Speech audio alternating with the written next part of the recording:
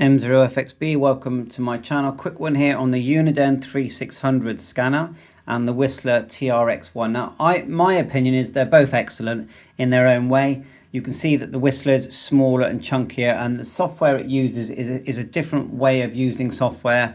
In their software, you have scan lists, conventional frequencies, the many advanced features in these, and they use vScanner folders or CDAT folders. They can do DMR P25 NXDN. They use the Whistler software, which is free. Some people call it easy software. There's a micro USB connector here, and you can interface this with many programs and even control it on your mobile phone. You've got things like ProScan, Squawker. Now, Radio Reference UK is a place we'll go to get our frequencies. Also, radioreference.com in the USA is another place. Now, if you look at the screen, it's a much taller screen on the Uniden. And the way they function is actually completely different. If you press the menu function on the Whistler, let's go back there, you'll see we've got, as we scroll down, scan at the top, scan list, browse library, browse objects. It's different, you know. If you want to just type in the frequency on the Whistler, you just go to search. Let's go down to search, enter, go down to tune mode, enter here with the play, and then type your frequency 431.550 and then enter. And you're on that frequency.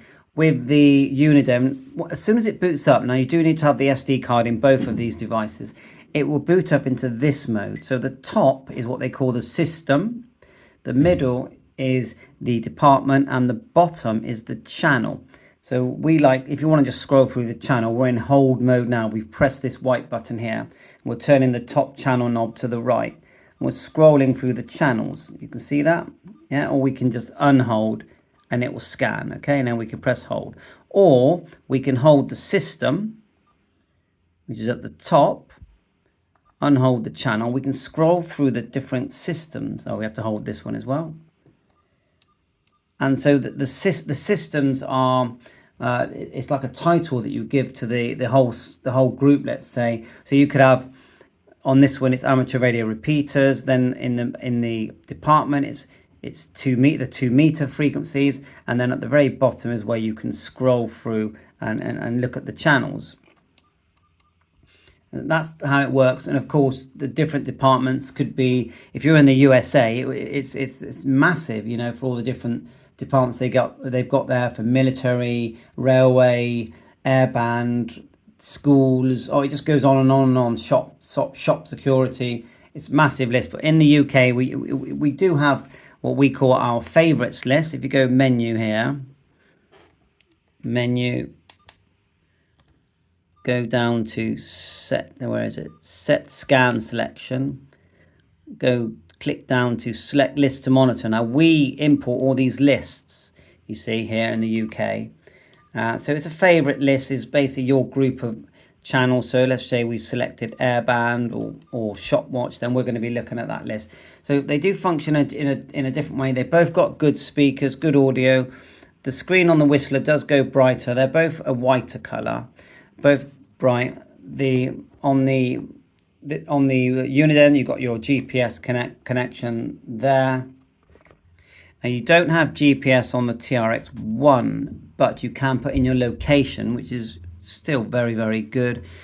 When they connect to the PC, the Uniden has the system where you've got the serial connection, and that way you can control the screen and have a virtual screen on your PC. And the TRX does a very similar thing, and it actually uses the same cable. At the top here, they've both got headphone adapters there. With the Uniden, you push and select with the button, where with the Whistler, you're selecting everything from the front and from the menu. And of course, you've got airband, military band, shop watch, marine band. It just goes on. The frequency coverage is very similar. With the TRX1, you're talking 25 to 54 megs, then it goes all the way up to 1240 to 1300 megs, and lots in between. the Uniden 3600 is showing 25 to 512, then goes up to 1300, but there are gaps there. Looking at the gaps here, I would say that probably the Whistler might actually receive more frequencies. So in the Uniden, if you wanted to manual dial, if we back out, complete with the bottom button is the menu, the top button is the function. So if we back out, I keep getting that wrong, mind. No, function is the top, bottom menu. Yeah, make sure that's what I said. We back out. Now, if we hold the channel like we have, it now gives us the ability to type a frequency. So go 434.550, enter, and we can actually save that to our favorites, which we've probably already done.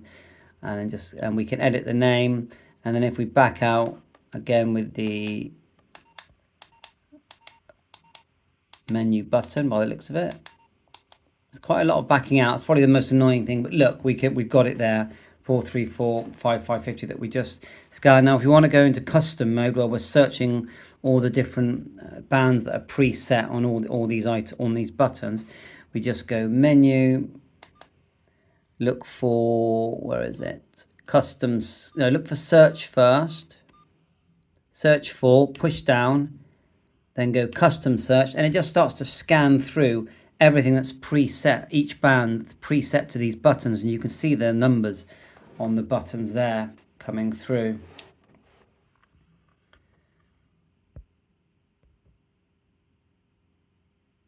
They both do, the trunking. They both have rechargeable batteries. The Uniden has 3, the Whistler has 4. Uniden system, they assign quick keys to get you to what you would like to select quicker, because it's such, with scanners, it's such a vast amount of things that you can listen to, that you need those quick keys. They both record, and they will record even when you're not attending the device. They both have LEDs. The LED is down here and here, and you can turn that on and off using your programming software or going into the menu. Uniden has what they call close call feature. I've not turned that on this one yet, but it will pick up the strong signals that are near you when you turn it on. You can go in the menu,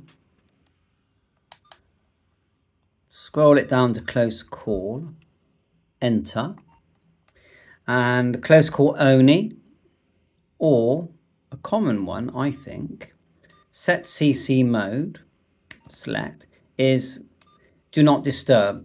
So what happens if you're already listening to something and a close call feature comes through, it will wait until what you're listening to, wait for a gap basically. Or we can go priority, we select that and then back out. Now if someone talks, it doesn't matter what I'm listening to. If I grab let's try it to give it a test. If I grab my Bofung here and I key and I'm near, look, it picks it up straight away. It's picked up you see that? It picked up my node. I know if I key as well, it's going to pick up something that's near, that's strong to it. M0FXB, and that's me keying now on my ham radio. So that's close call for you. You can also, there is a shortcut to close call, and you can see the way it found my node again there, look. So we're just brushing over some of the features.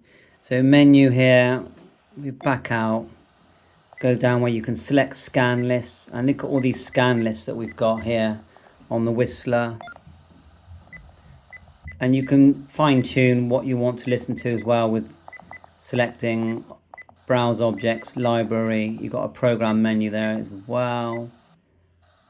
And again, what I will say is with a scanner, they're not like ham radios. Ham radios are complicated, but scanners are more complicated because they receive so much, and there's so much you can do with it, manipulate it, especially regarding recording and what you want to listen to and all that. So you can sit there all day long with a scanner and still be completely lost in what you're doing. And each scanner type, whether it's Uniden, Whistler, or the AOR system, which I haven't looked at yet, there's a vast amount of learning. Or you can do it the easy way.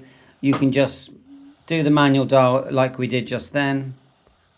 On the Whistler, you can go menu, go down to, let's have a look. Pretty sure it's called, we will find it. Is it search, select, spectrum sweep. Pretty sure that one is back. I'm pretty set all bands, and it just sweeps everything that your Whistler does. And that's these are the easy ways to just pick it up, dial a frequency, start scanning, or just scan everything.